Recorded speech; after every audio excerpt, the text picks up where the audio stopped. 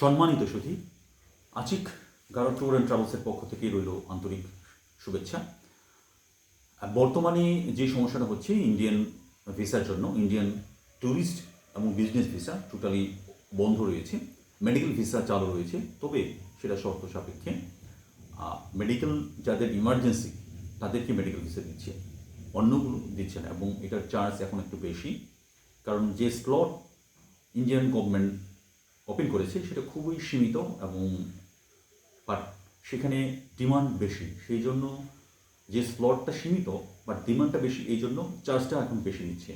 তারপরেও আমরা বদ্ধপরিকর আপনাদের সাশ্রয়ী যে রেট রয়েছে, যে মূল্য রয়েছে, সেই মূল্যে আপনাদেরকে মেডিকেল ভিসা করিয়ে দেওয়ার জন্য।